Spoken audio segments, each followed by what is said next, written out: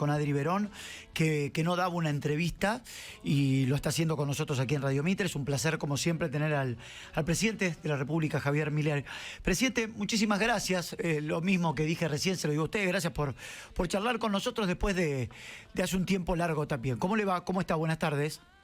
Buenas tardes, Gabriel. Un gusto enorme hablar contigo nuevamente. Lo mismo. ¿Cómo está? ¿Cómo anda? Bien, trabajando mucho. ¿Cómo está? A ver, ¿cómo está? Voy a arrancar un poco en lo personal. ¿Cómo está usted? ¿Cómo anda después de estas últimas semanas o meses? A ver, Gabriel, a diferencia de otras personas, digo, yo me he criado en una lucha permanente, así es que básicamente estoy acostumbrado a este tipo de situaciones y son situaciones que a mí, digamos, me agrandan. Así es que tener que estar enfrentando al partido del Estado con las peores intenciones y de destrozar el país, digamos, hace que valga más la pena esto. Es decir, nunca uno creyó que iba a ser fácil hacer un cambio de 180 grados, una economía. Piense esto, Argentina era un país desarrollado y el partido del Estado lo convirtió en un país en desarrollo. Bueno, digamos, o subdesarrollado. Bueno, entonces, pero de esas estructuras hay muchos que se benefician, digamos, ya sea los empresarios prebendarios, los medios pauteros, digamos, los políticos corruptos, los sindicalistas que obran en contra de sus representados, profesionales que son funcionales al partido del Estado. Bueno, entonces usted, digamos, cuando va a emprender una reforma copernicana, bueno, va a encontrar básicamente la resistencia del statu quo, y uno lo que está viendo es que desde el mes de febrero, marzo, cuando percibieron que nuestro programa es absolutamente exitoso, empezaron a torpedearlo, ¿no?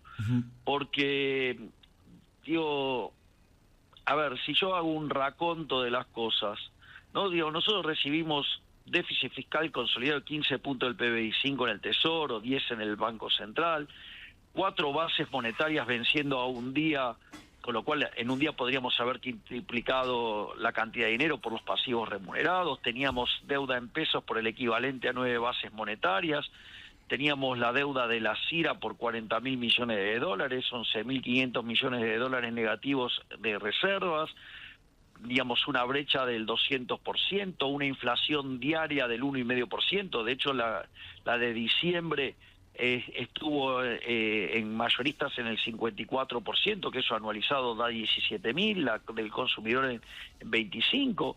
Bueno, digo, eso fue lo que nosotros nos encontramos. Digamos, la pobreza cuando se sinceró estaba cerca del 60%, 7 de cada 10 chicos pobres, 3 trabajadores en condiciones que estaban trabajando eran pobres. Bueno, había 20% de personas indigentes. Bueno, esa fue la catástrofe que recibimos nosotros. Bueno, nosotros hicimos lo que dijimos que veníamos a hacer, pusimos en caja las cuentas del Tesoro Nacional en el primer mes, digamos, un logro único e inédito en la historia argentina. Después de 123 años de déficit fiscal, nosotros lo pusimos en orden en el primer mes sin defaultear. Es el primer punto. El segundo punto es, a 6 meses de la gestión, ordenamos el balance del Banco Central, con lo cual, digamos, eso eran 10 puntos de déficit cuasi fiscal. A partir de ahí la cantidad de dinero quedó fija. Y si usted recuerda las crónicas de las épocas, estos economistas que tanto opinan, hablan, todos decían que no podíamos bajar la inflación del 30% mensual. Hoy la inflación, digamos, oscila entre el 1,5% y el 2%, sí, a pesar de todos los ataques que hace el partido del Estado contra el equilibrio fiscal y que tratan de generar zozobra en la población todo el tiempo.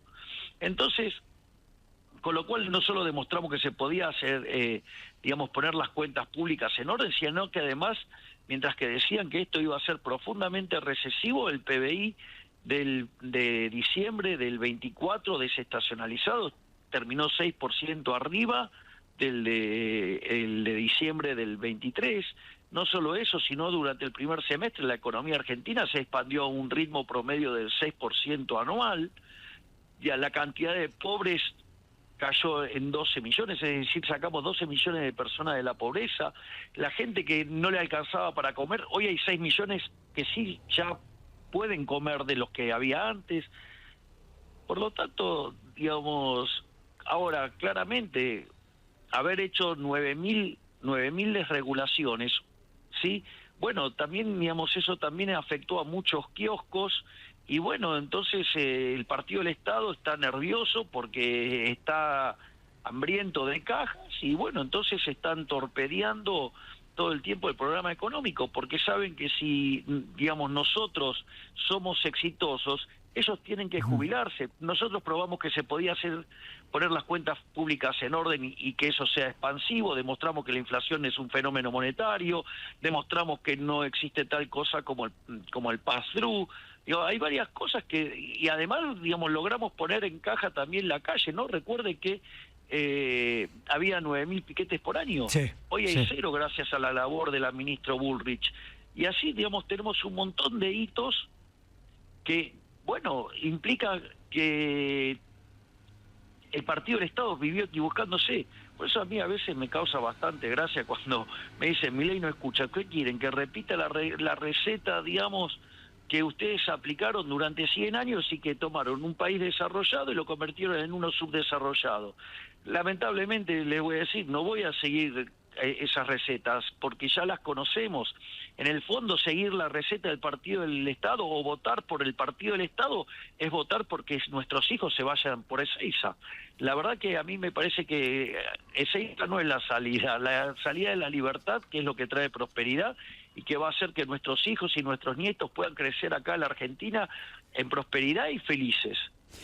Presidente, en este contexto, a ver, voy a ir a la primera, que es una pregunta cotidiana de la gente en la calle. Por supuesto que usted recibió un país devastado. Los números eran devastadores. Bueno, siempre... Cuando habla el Partido del Estado parece que me hubieran dejado Suiza. Claro. A ver, estábamos hablando de una inflación, creo que nosotros hicimos una nota en el primer mes del 30% mensual aproximadamente. Bueno, una locura. Sí, la mayorista 54. 54 mayorista, por eso, dándole a la máquina. Y para mí, esto lo decía yo el otro día, se lo comparto, puede estar a favor o en contra de lo que yo manifiesto, pero para mí la macro fue impecable. Todos estos números y estos datos que usted manifiesta, a mí me parece que son de la realidad. Ahora también hay Gabriel, un... si usted Sí. me permite hacer ¿Sí? una adición, un comentario sobre eso. Sí. Mire, nosotros cuando llegamos había un sobrante monetario que era el doble del Rodrigazo. Claro. ¿Se acuerda que la inflación se multiplicó por Me 6 acuerdo. en el 75? Bueno, Me acuerdo. con lo cual teníamos de piso una multiplicación por 12. Pero además teníamos una situación en el Banco Central que era peor que la que teníamos en el gobierno de Alfonsín en el 89, o sea, con lo cual hubiéramos quintuplicado la cantidad de dinero en un día. No solo eso, teníamos una situación de que teníamos el equivalente de vencimientos en deuda en pesos en el lapso de 3 meses por el equivalente de 9 bases monetarias. O sea, con lo cual, digamos, se imagina, digamos, el desastre inflacionario Sí. que hubiera causado todo eso, y encima partimos con indicadores sociales en términos de pobreza e indigencia peores que los que había en el 2001. Eso fue lo que nos dejaron.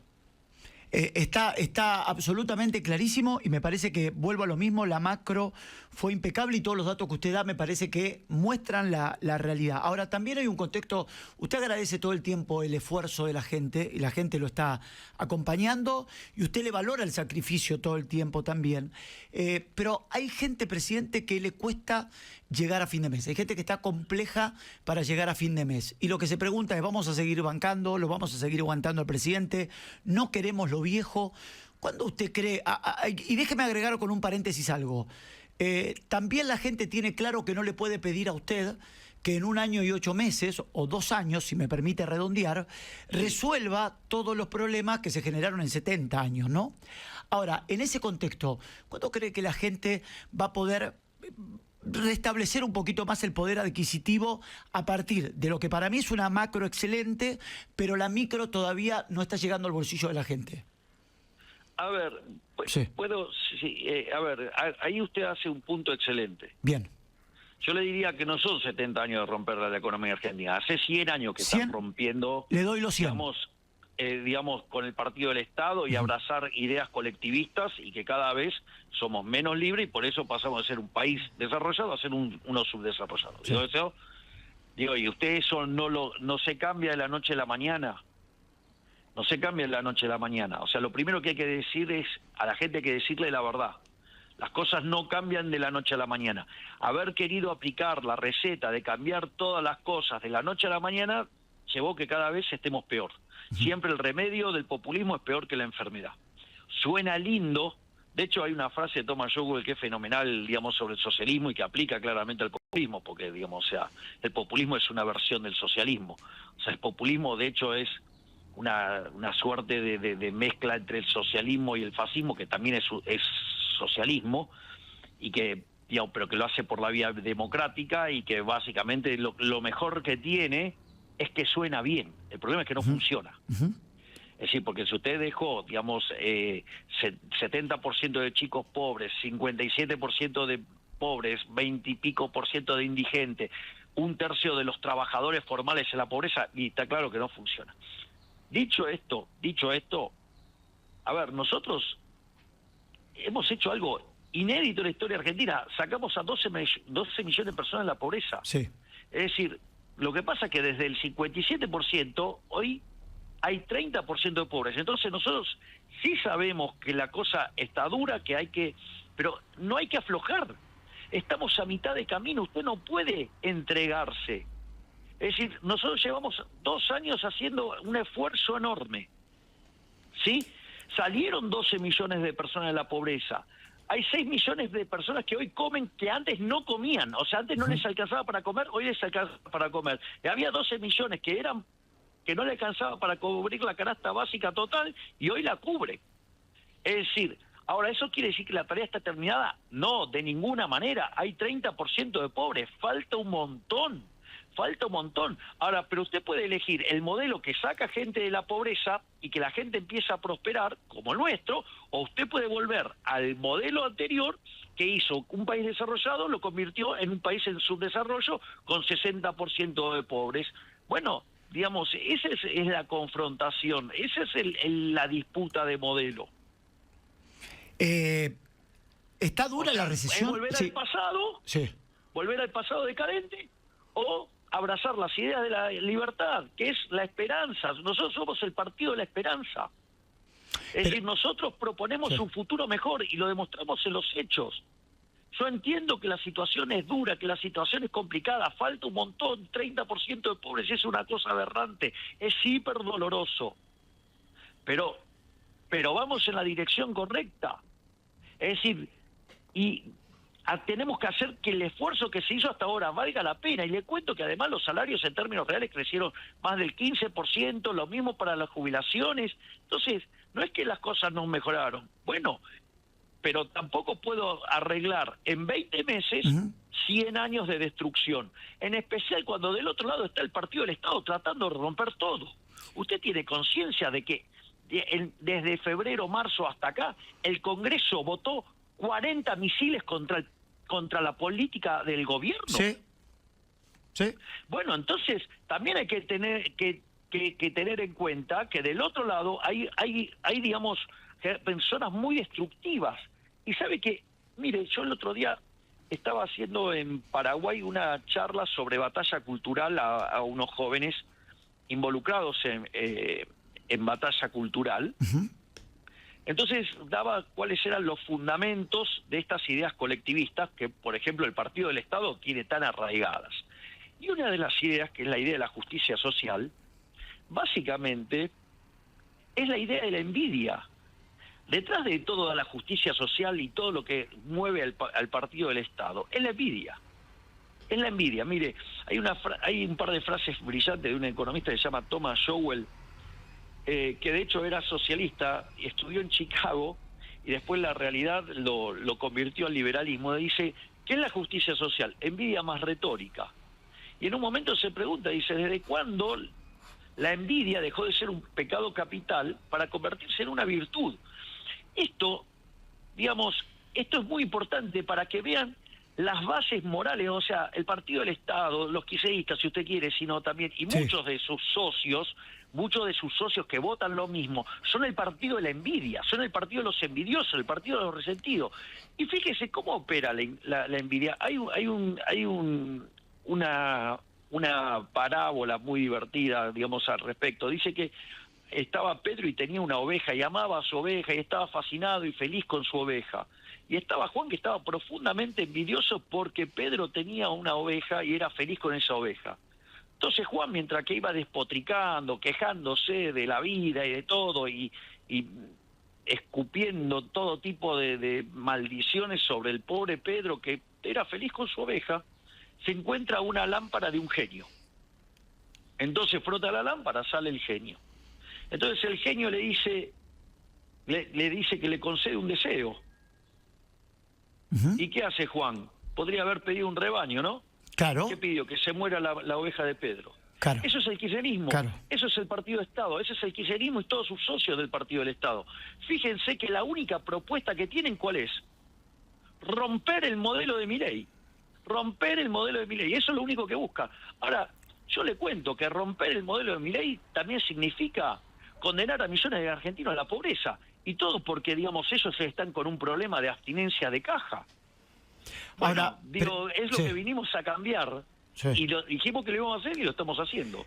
Presidente, en este contexto el cual yo comparto, todos sabíamos que previo a las elecciones, por ahí más en estas nacionales de octubre y no tanto en las que fueron de la provincia de Buenos Aires, iba a haber un intento de desestabilización al gobierno, con lo cual creo que hoy está ocurriendo, ¿no? Lo que a mí me sorprendió, y acá viene mi pregunta... De hecho, nosotros, fíjese, los distintos diversos reportajes de los distintos ministros, que yo había avisado de esto. Por eso nosotros primero hicimos el saneamiento del activo del Banco Central con el programa del fondo. Después hicimos el saneamiento del pasivo del Banco Central.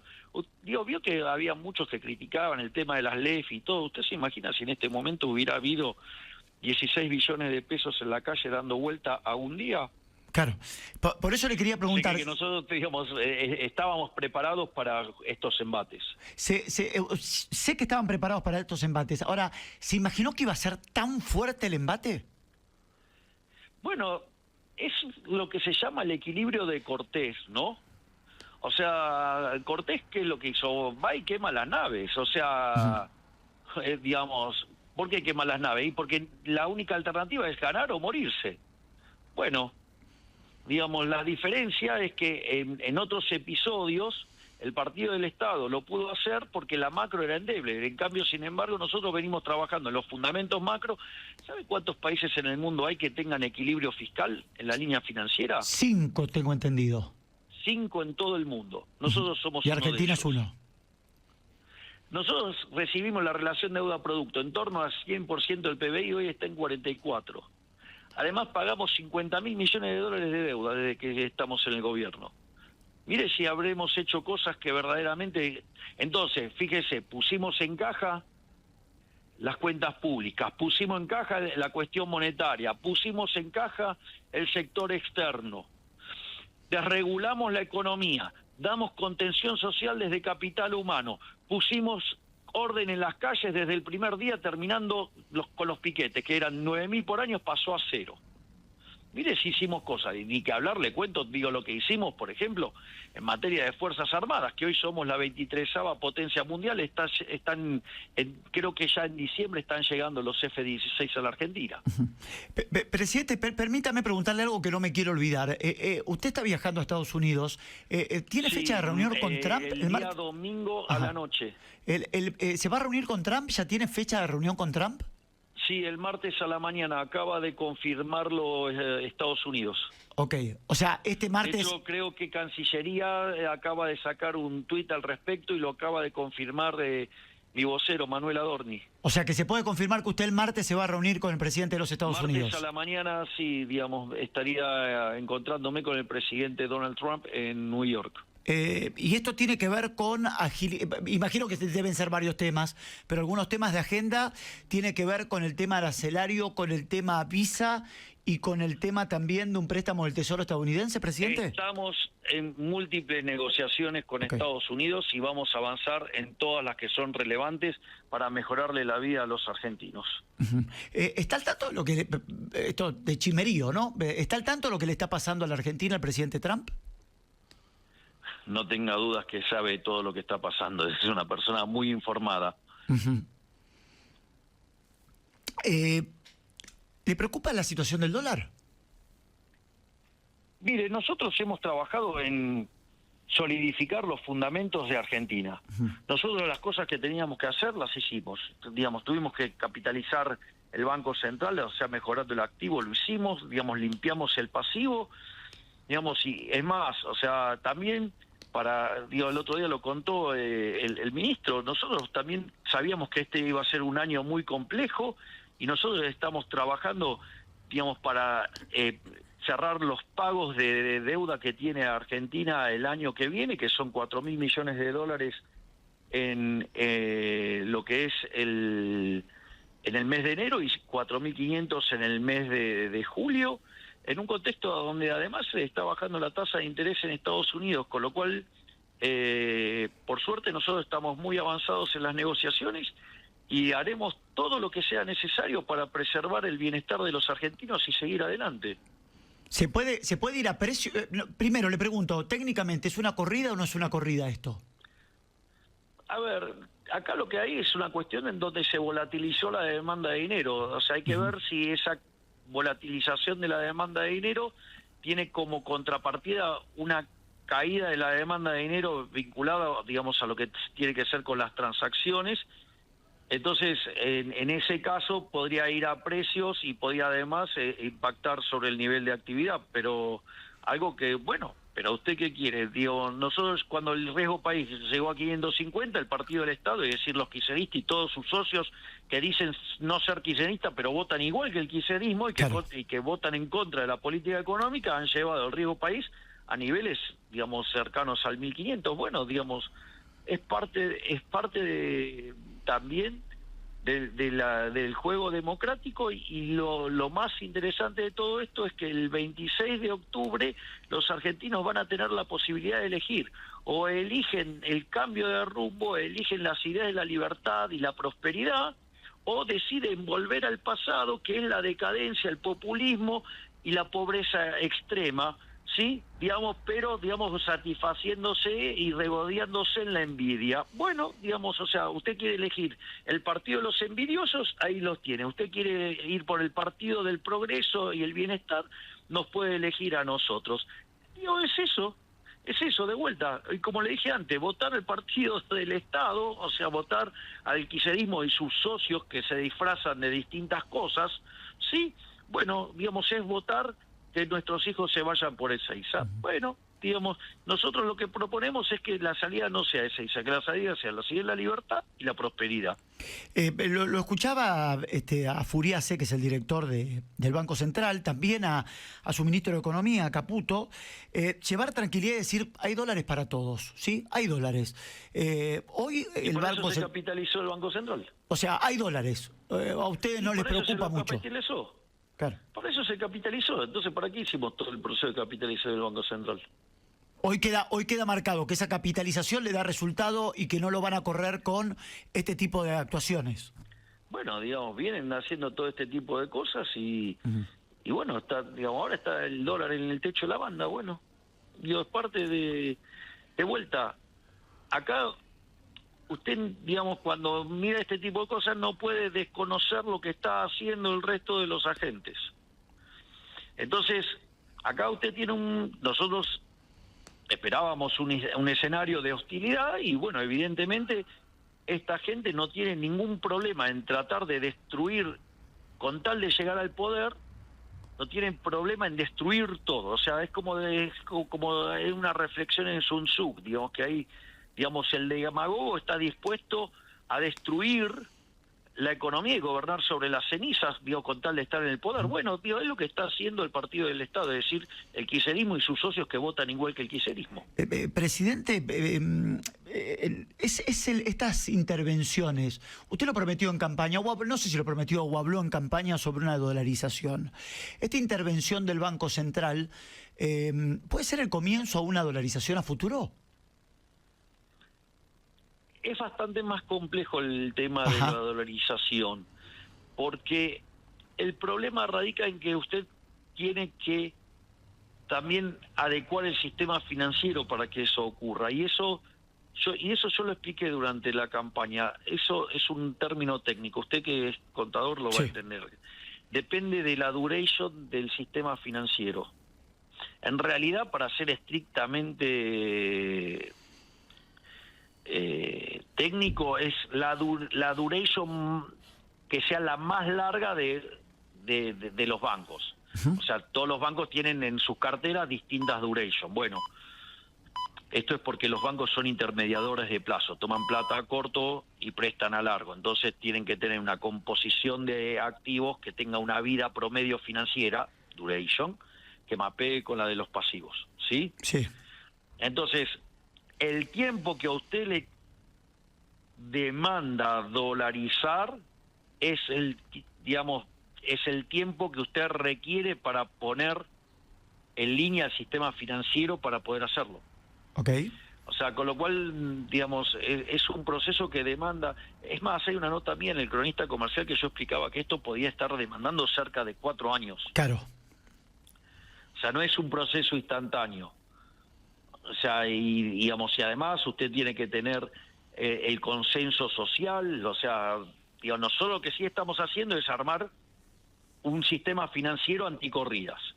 Entonces, si llegada la oportunidad, los argentinos deciden dolarizar, lo cual desde mi punto de vista habría que llamarlo a consulta popular, ¿no? Okay. O sea, digamos, y que sea vinculante. Entonces, en función de lo que los argentinos decidan, si los argentinos deciden y contamos con el financiamiento, digamos, para hacerlo, digamos, se lo hace. Claro, exacto. Pero mientras tanto nosotros trabajamos, esto es muy importante, en generar un sistema anticorrida. De hecho, lo estamos haciendo. Claro.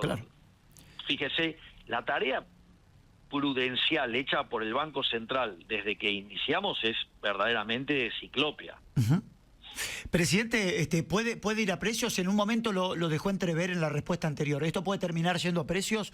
Sí, puede pasar, porque si a usted le cayó la demanda de dinero, le hace saltar el nivel de precios. Okay. Pero pero es muy importante esto. Una cosa es que sea inflación, otra cosa es que es un salto en el nivel de precios. Suponga lo siguiente, usted, digamos, utiliza una determinada cantidad de dinero para comprar una determinada cantidad de bienes. Sí. Aparece un mecanismo, supongamos que hace más eficiente el uso del dinero, usted tiene que mandar menos dinero. Eso genera un salto en el nivel de precios, ¿sí? Se va a manifestar la tasa de inflación de un periodo, pero después desaparece. Esto lo importante, ¿sabe qué es?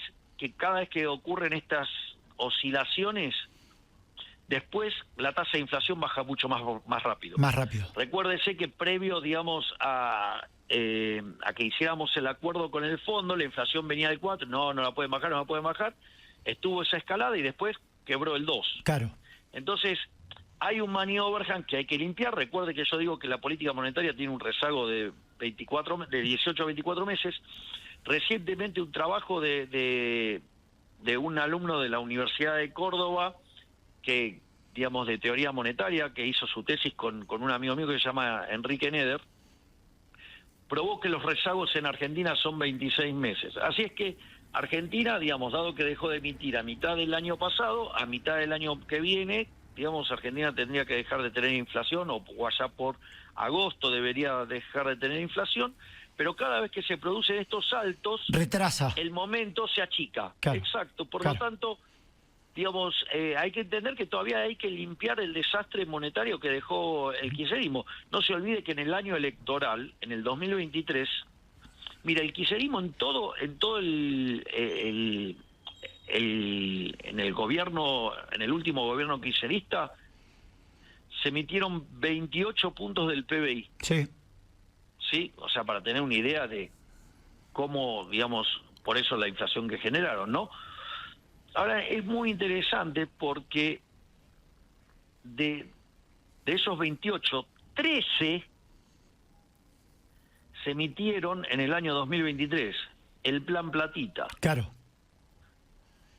Bueno, digo, eso en otros contextos de la Argentina se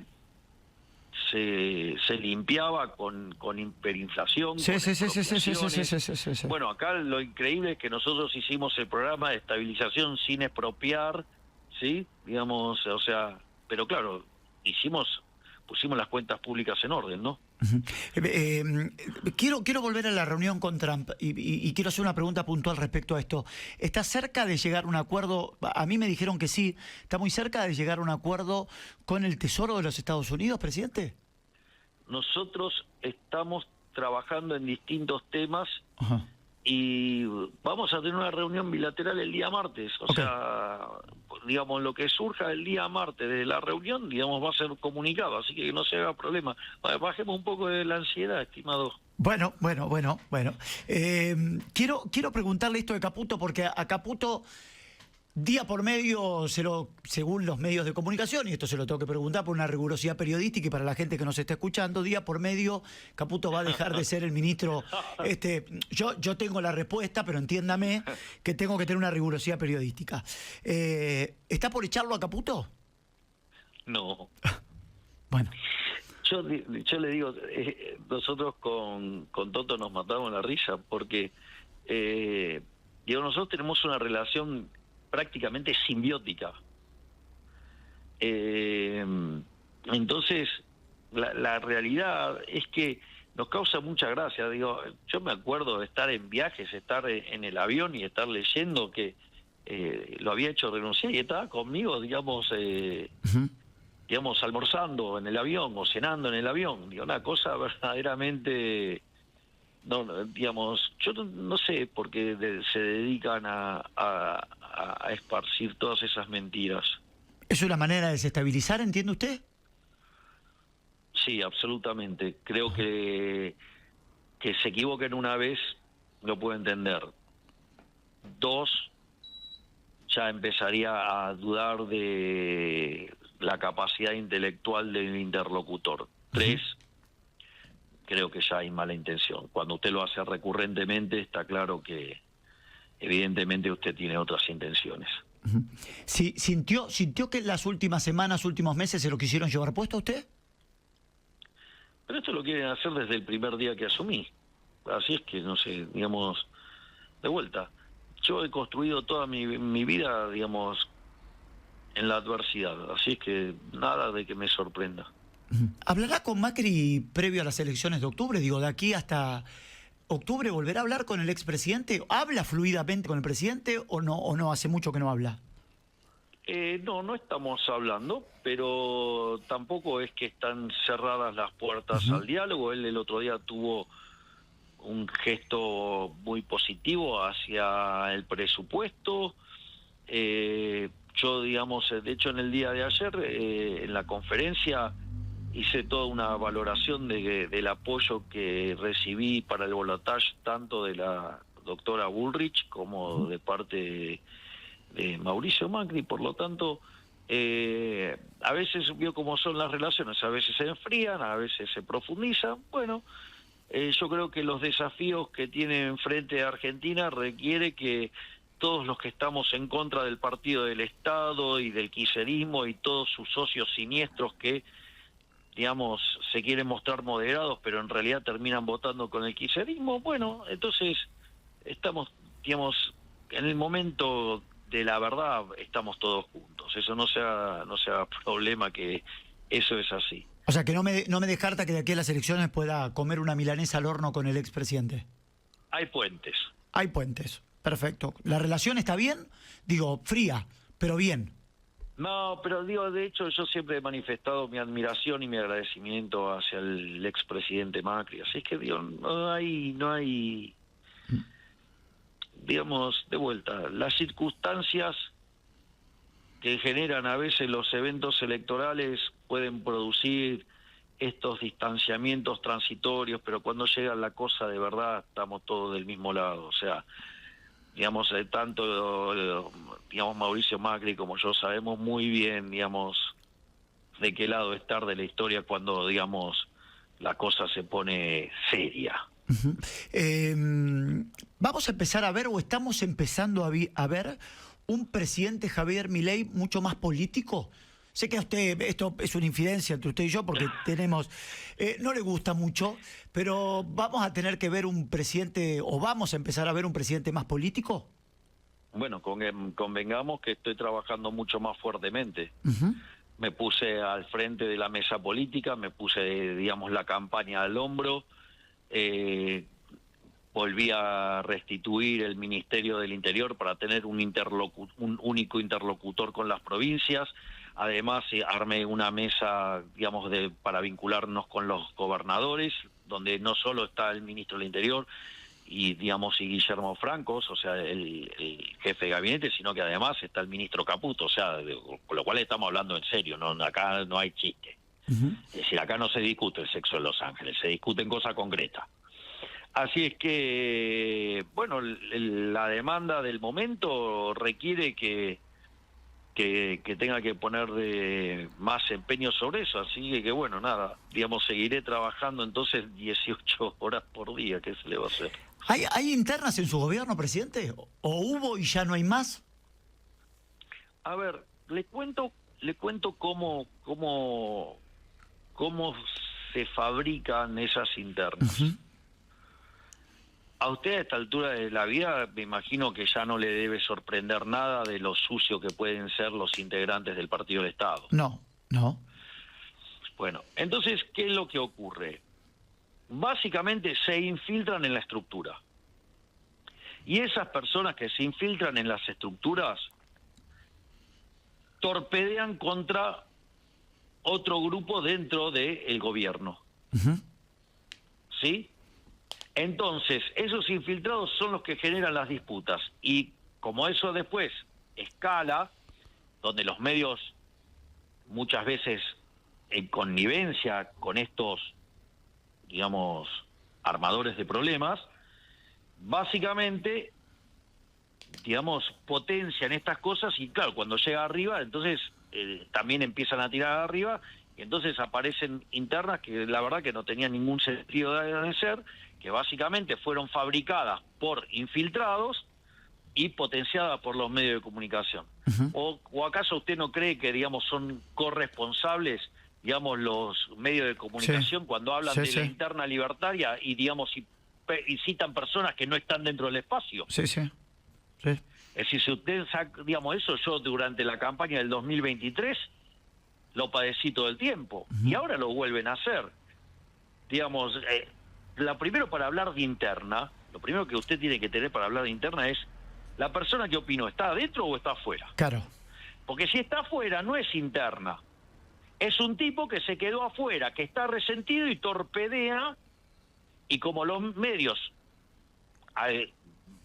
muchos de ellos juegan sus intereses vinculados a la política, uh-huh. Bueno, entonces levantan cosas que son falsas. O sea, yo digo, no puedo tener no puede haber una interna con los comentarios que dice alguien que está afuera de... Claro. Entonces, digamos, pero sí es cierto que hay infiltrados en distintas partes, en los distintos grupos, y son esos infiltrados los que generan estas agresiones cruzadas, y claro, a veces, si no están, digamos, aquellos que no saben cómo funciona este tipo de mecanismos, bueno, se comen la curva y terminan en una discusión innecesaria, cosa que yo, digamos, me tomé, digamos, unos días para explicar a los distintos grupos de trabajo cómo funciona y que no se coman la curva. Digo, y lo que tienen que chequear, digamos, es quién es el que está disparando y empezar a sacar, digamos, a los infiltrados de la estructura. Se lo voy a preguntar como si estaríamos en un café. ¿El triángulo de hierro sigue firme? Obviamente. Uh-huh. La relación que tanto se ha hablado, entre Karina y Santiago, ¿está bien? Pero yo le hago una pregunta, a ver, digamos, pongamos, es otro invento de los medios eso. Ok. Yo le hago una pregunta. ¿Usted Sí. cree que yo podría tener una buena relación con Santiago Caputo si Si se mete con su hermana, de ninguna hermana? manera, porque yo lo conozco a usted, de ninguna manera. Y entonces se da cuenta que no tiene sentido. Ahora, ¿qué es lo que creen? Que, digamos, las personas tienen que pensar todas iguales. Eso sería Claro, un claro, error sería una garrafal. locura. Sí, sí, sí, sí, sí. Está claro. Entonces, bueno, digo, se plantean temas y hay visiones y en algunos momentos se opta por un camino y a veces se opta por otro, a veces se diseña un camino intermedio, a veces desde esas dos posiciones se crea un nuevo camino. Digo, o creen que todo tiene que ser un pensamiento Lineal. monolítico. Es Claro. decir, le digo que si nadie, le aviso que si nadie piensa distinto, nadie está pensando, ¿eh? Claro, claro. Sí, sí, sí. Entonces, y yo le hago una pregunta, y Sí. si yo tengo digamos, en alguna posición, tengo una diferencia de visiones con mi hermana, que hay una interna, estoy peleando, digo, sería una estupidez. No, bueno, no, está claro. Imagino que hasta debe tener diferencias con su hermana en algún pensamiento o en algunas actitudes. Digo, a ver, a mí me pasa con mi familia también. Y bueno, pensar entonces, distinto. a ver, digamos, la diferencia, digamos, es algo maravilloso, digamos, que digamos, la contracara de la diferencia, ¿sabe cuál es? La división de trabajo. Hay gente que es mejor para unos temas y Claro. otro que es mejor para otro. Y bueno, entonces, ¿cuál es el rol mío? Asignarle el rol a cada uno que es mejor relativamente. ¿Para qué? Para maximizar la productividad y generar un gobierno que resuelva los problemas de la gente. Le voy a hacer una pregunta por ahí muy personal, ¿sí? Que está relacionado con Karina. Yo tengo la posibilidad de conocerlo y sé también, lo que mucha gente no sabe, su relación con Karina. También la gente lo percibe esto. Y un foco de desestabilizar al presidente es pegarle a Karina Milei, ¿no? Que se metan con su igual que hermana. cuando se metían con mis perros. Exactamente, es como meterse con mi hijo, ¿no? Digamos, yo, Sí, claro, obvio, yo tengo exacto. todo abierto, ahora te metes con mi hijo, estás pasando los límites, ¿no? En algún Bueno, momento... pero eso, digamos, la política ya ha logrado, digo, esto le pasó, esto yo lo conté en una conferencia, no me acuerdo dónde fue, que la anécdota me lo contó Federico Sturzenegger, que es la persona que está a cargo de la WTO, Sí. la World Trade Organization. Y básicamente le habían dado el Ministerio de Economía de un lugar, entonces claro, cuando empezó a hacer las reformas, primero la atacaron con mentiras, calumnias, Sí. injurias, le dijeron un montón de aberraciones, todas las que se pueden imaginar o más. Después, en el segundo estadio, se metieron con la familia, le empezaron a pegar a la familia. Y en el tercer estadio, fueron por la violencia, por el intento de asesinato. Uh-huh. Bueno, digo, los kirchneristas, digamos, no dejaron variante por hacer, ¿no?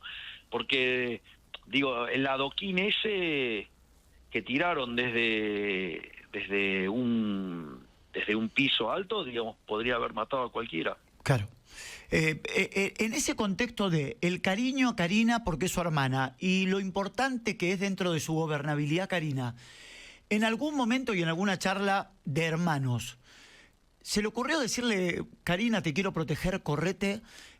O en esto de redoblar la apuesta, es, Karina, te necesito más cerca mío que nunca.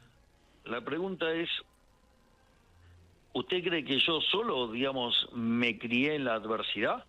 No, imagino que no. ¿Y sabe quién remaba conmigo en ese momento? Karina. Listo, digo que nos vamos Rememos, a asustar porque... entonces no, rememos juntos ahora.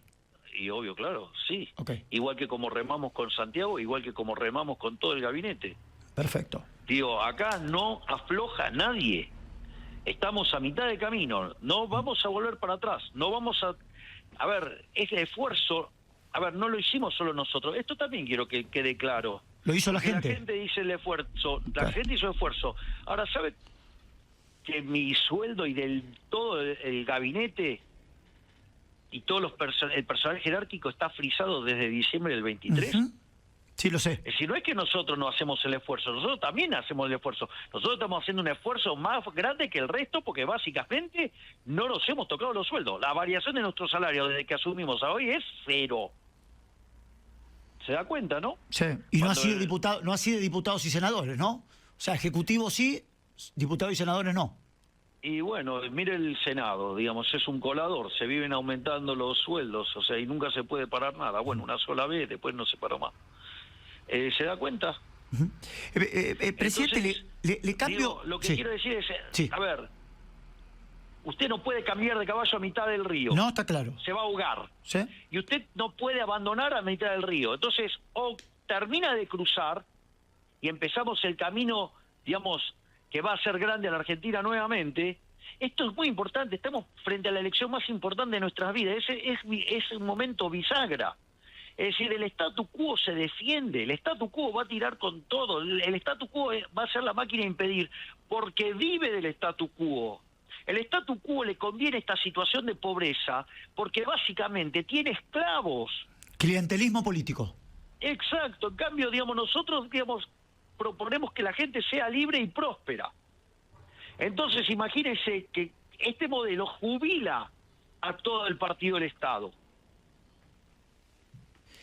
Le quiero cambiar de frente. Sí, Españolo, ¿alguna vez le dijo que había corrupción dentro del gobierno? claro. ¿Nunca? No, pero aparte, mire, Sí. mire, hasta el propio Mauricio de Alessandro, que es abogado, que fue abogado mío, que somos amigos, de hecho, dice, es falso lo que está diciendo, que le dijo a Javier, porque si le hubiera dicho eso, le hubiera volado la cabeza. Ujú. Aparte, si Español, digamos, tenía esa certeza de que había corrupción, lo tenía que denunciar, digamos, porque si no incumplía los deberes de funcionario público. Por eso cuando aparecieron estos audios, ante la duda, fue desplazado de su cargo y se intervino el Andis, porque básicamente no solo, digamos, estaba diciendo algo que debería haberlo denunciado, sino que además también hablaba peste de los funcionarios. Ahora, yo le digo algo, Sí. y digamos, aquellos que han estado cerca de mi espacio lo saben muy bien. La política está lleno de personas que para darse corte hablan peste de todo el mundo.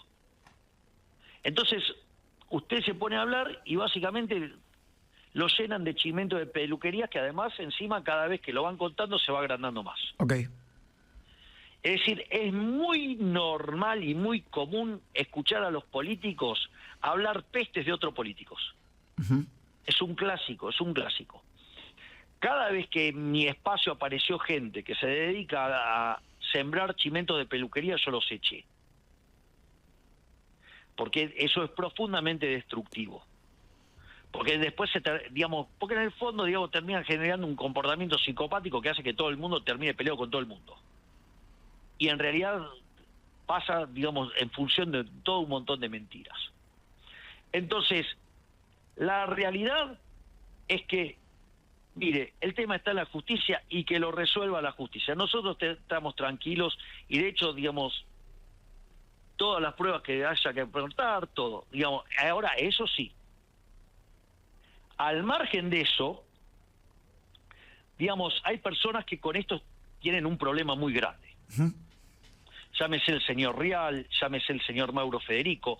El señor Mauro Federico confesó en un programa de carnaval, digamos, en un diálogo donde la contraparte que estaba hablando era Fantino, que dice que el señor Rial, básicamente, había descubierto, se había enterado que a mí me molestaba que se metieran con mis perros. Ujú. Entonces él mandó a un conjunto de periodistas, y lo cuenta Mauro Federico, para que me fastidien con mis perros. Es decir, usted se da cuenta, ¿no? O sea, montó un sistema de espionaje paralelo para sacar información sobre mis perros para fastidiarme. Claro. Usted se da cuenta que es un delito grave montar un sistema de espionaje sobre una persona, ¿no? ¿Está claro eso? Sí, Primer sí, sí, punto. está clarísimo, está Que hay clarísimo, un está delito clarísimo. grave ahí, ¿no? Sí. Bueno, que eso es lo que confesó el señor Mauro Federico que hizo el señor Jorge Rial. Pero si además usted eso se lo está haciendo al Poder Ejecutivo, con lo cual está grabado además eso. Yo, digamos, hice la denuncia pertinente, obviamente los medios, entre bomberos no se van a pisar la manguera, entonces informaron cualquier cosa de esa denuncia, pero esa denuncia estaba, de que habían armado un sistema de espionaje ilegal en torno al Poder Ejecutivo. Ahora es muy interesante,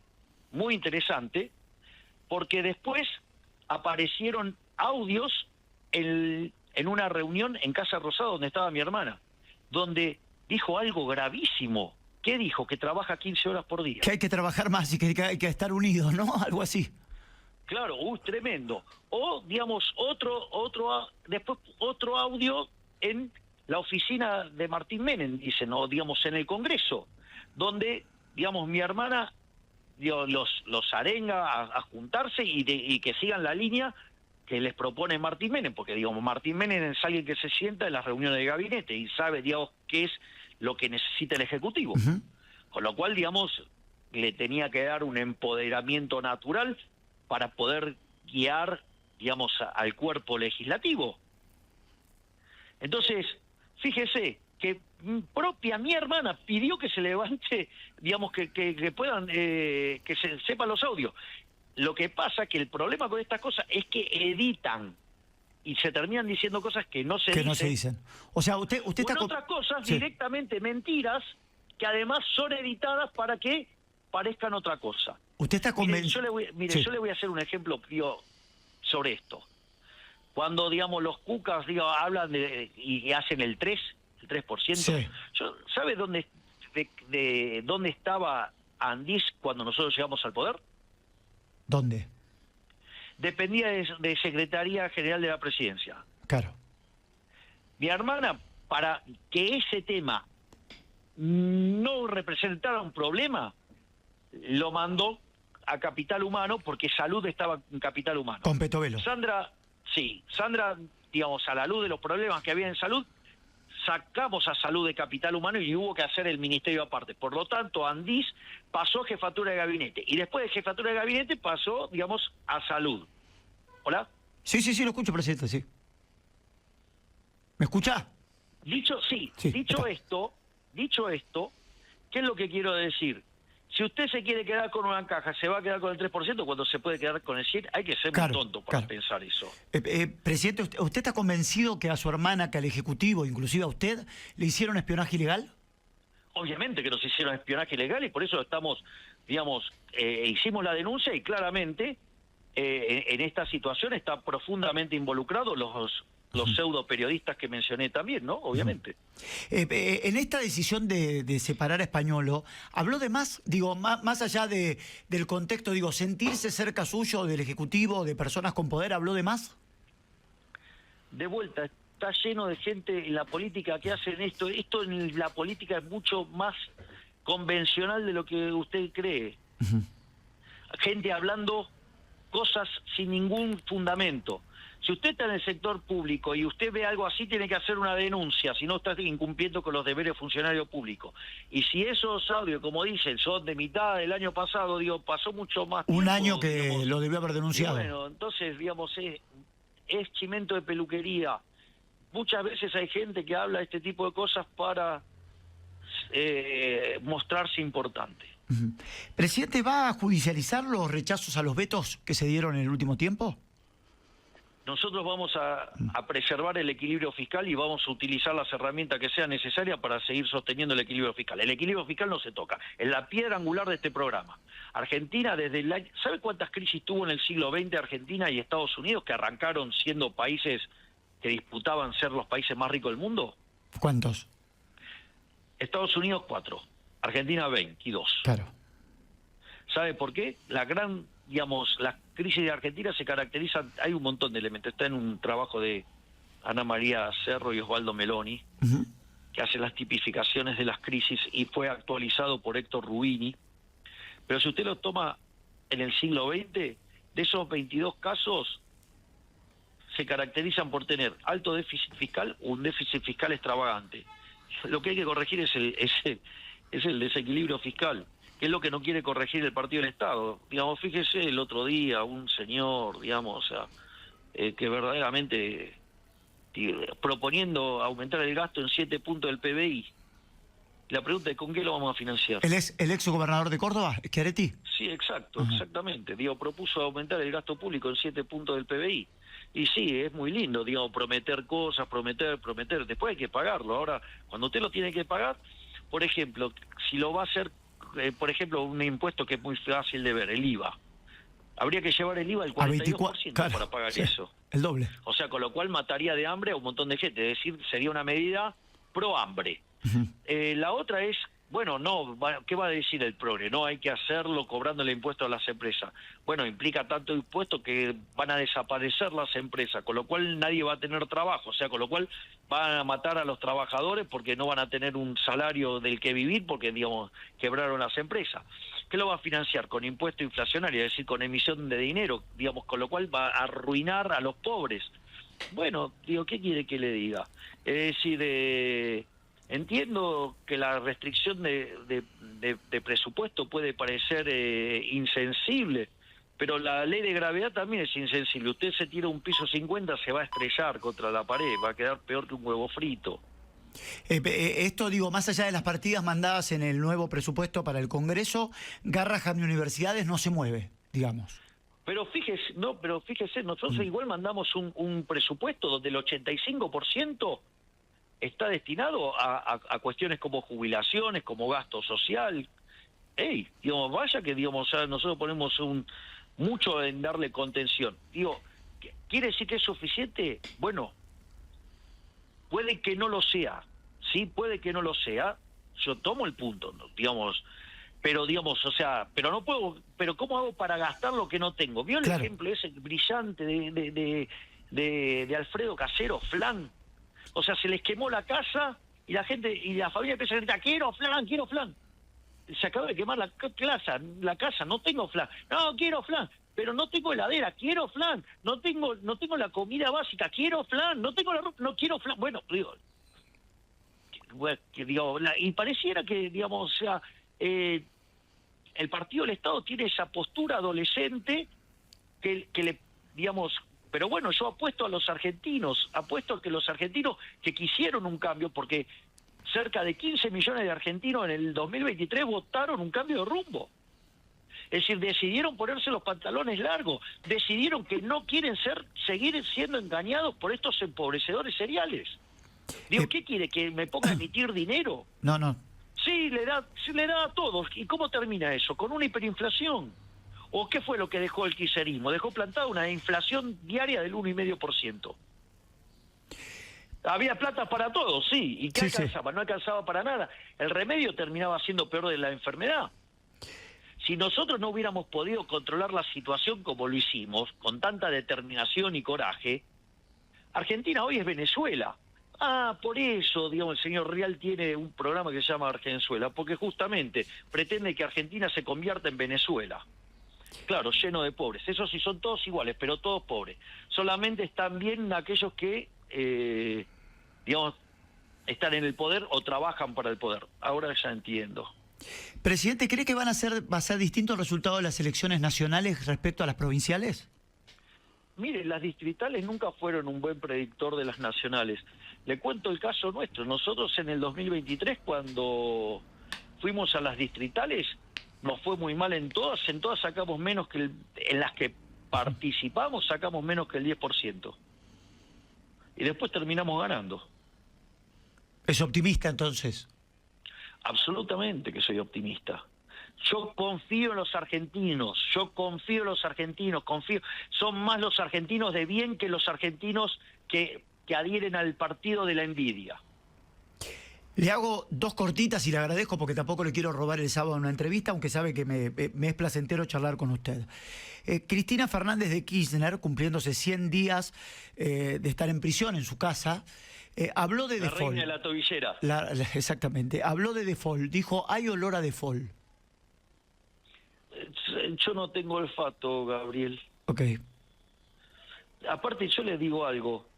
Yo soy el presidente de la Nación Argentina. Tengo a cargo guiar los destinos de los argentinos. ¿Usted cree que yo puedo perder tiempo discutiendo con una presidiaria? Que además, de ahí también puede venir el 3. todavía le quedan 3 causas pendientes, porque ella está condenada por vialidad, es decir, obra pública para que se gastaba la plata, pero las obras no aparecían. Pero claro, le quedan los sauces Otesur, le queda el memorándum con Irán, ¿sí? Y le queda la causa de los cuadernos de la corrupción. Ahí están las 3, ahí está, digamos, o sea... El número 3. Sí, digamos, que son las 3 causas que le quedan pendientes a la reina de la tobillera. Presidente, esta pregunta se la hago cada vez que hablamos. Tiene derecho ya, esto se lo permito yo. Me puede insultar porque me va a decir, quincha pelota, usted, Anhelo, siempre me pregunta lo mismo. Después... ¿Cómo lo voy a insultar? Mire, sabe que yo estoy en este momento que le estoy dando la entrevista, estoy en una sala que nosotros la hemos llamado Sala Conan. Ajá. Porque tiene un cuadro de Conan que me regaló un seguidor.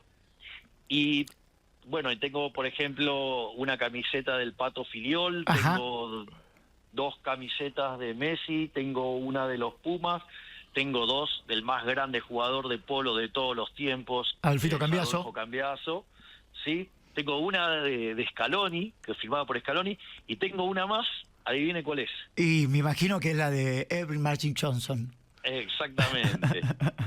Bueno, entonces no me insulte, pero le quiero preguntar esto. Se instala que... ¿Cuándo le insulté? No, pero es una broma por la pregunta. Es una para salir del formalismo y de la seriedad. Le digo algo. Sí. ¿Sabe qué? En esta misma sala tengo 2 cascos de fútbol americano de los Rams de Los Ángeles. Y escúcheme, y le falta algo que también le conseguimos nosotros en la rural, que fue Silvia, Sí. que se la consiguió. La pelota de pato.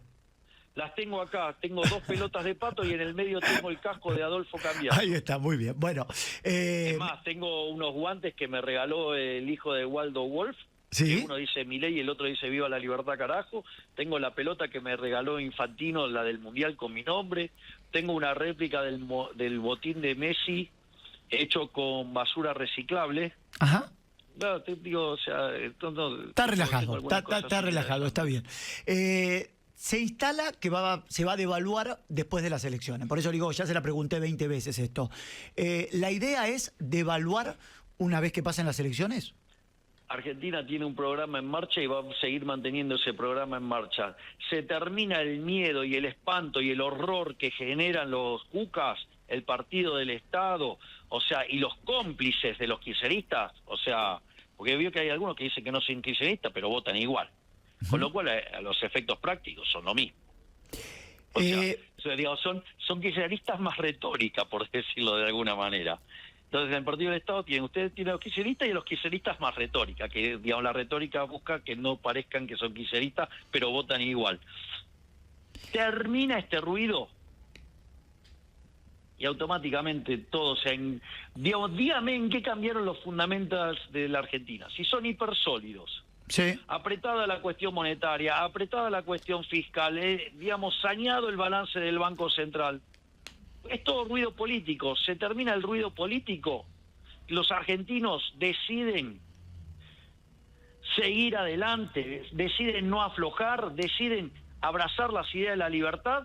Bueno, si la libertad avanza, Argentina no va a retroceder. Por eso el dilema es, o la libertad avanza o Argentina retrocede. Después de las elecciones, usted habló de una tanda muy importante de nuevas reformas. Una es la laboral. Hay gente que está... Sí, pero tiene un orden eso, ¿eh? No, pero yo le quería preguntar... La tributaria, claro. Después la laboral y después más apertura. O sea, y eso es un loop permanente. Bueno, pero y van siendo graduadas en función de lo que se va pudiendo conseguir en cada caso. Ahora, hay gente que está preocupada por este tipo de reformas, que también lo están tratando de... Y mover sí, un poquito. Hay gente que está preocupada, que son las mismas que torpedearon al gobierno de la Rúa. Ajá. Okay. Cuando hicieron hacer la reforma laboral. Y, por eso se y son muy cercanos, ¿vio? Además. ¿La relación con los gobernadores está mejor? Está muchísimo mejor y Lisandro Catalán, como ministro del Interior, está haciendo un trabajo enorme. Y lo bueno es que ahora hay un único interlocutor. Entonces ahora las demandas fluyen de manera ordenada. Perfecto. Y la última, no le voy a pedir nombre, pero le voy a pedir en su cabeza. Patricia Bullrich probablemente en diciembre deje el gobierno. ¿Tiene ya los reemplazos en su cabeza? Sí, obviamente, los tengo debatidos con los ministros, exactamente.